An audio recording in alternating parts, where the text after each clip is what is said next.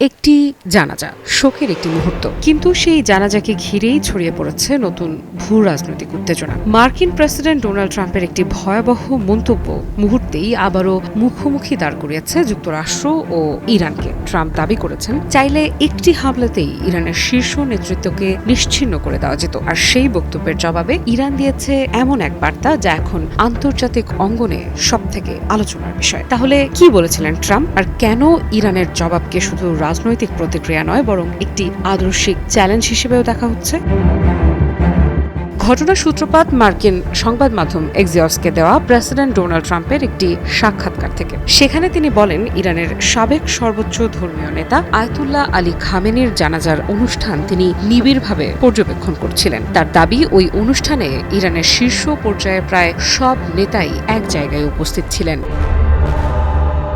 এরপরই আসে সবচেয়ে বিতর্কিত মন্তব্য। ট্রাম্প বলেন, চাইলে মাত্র একটি হামলাতেই সেখানে উপস্থিত সবাইকে হত্যা করা সম্ভব ছিল, কিন্তু যুক্তরাষ্ট্র তা করেনি, কারণ তার ভাষায় এরপর আলোচনা করার মতো আর কাউকে খুঁজে পাওয়া যেত না। ট্রাম্পের এই মন্তব্য প্রকাশ্যে আসতেই আন্তর্জাতিক অঙ্গনে শুরু হয় ব্যাপক আলোচনা। অনেকেই এটিকে কেবল রাজনৈতিক বক্তব্য নয় বরং ইরানের প্রতি একটি পরোক্ষ হুমকি হিসেবেও দেখছেন।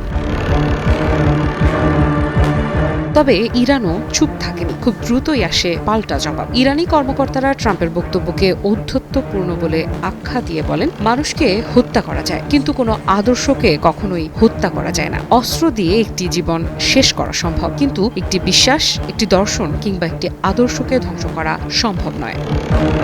এরপর ইরানের পক্ষ থেকে ব্যবহার করা হয় একটি প্রতীকী উপমা, যা এখন সবচেয়ে বেশি আলোচনায়। তারা বলে, আপনারা আয়াতুল্লাহ আলী খামেনিকে হত্যা করেছেন ঠিকই, কিন্তু বাস্তবে আপনারা একটি সুগন্ধির বোতল ভেঙে ফেলেছেন। আর একটি সুগন্ধির বোতল ভেঙে গেলে যেমন তার সুবাস চারদিকে আরো বেশি ছড়িয়ে পড়ে, তেমনি তার আদর্শ এখন আরো বিস্তৃতভাবে মানুষের মধ্যে ছড়িয়ে পড়েছে।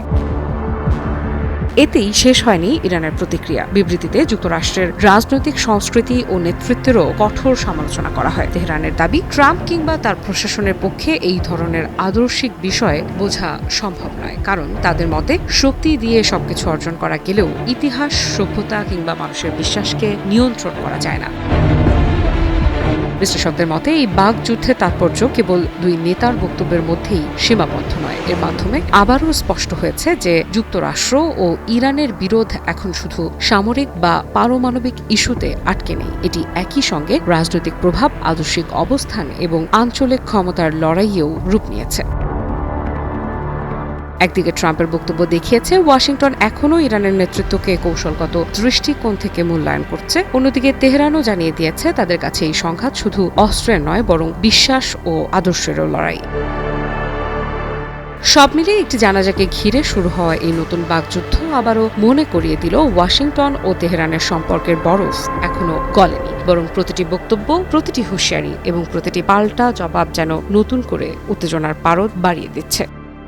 আফ্রিদা ইফরা, নিউজ 24।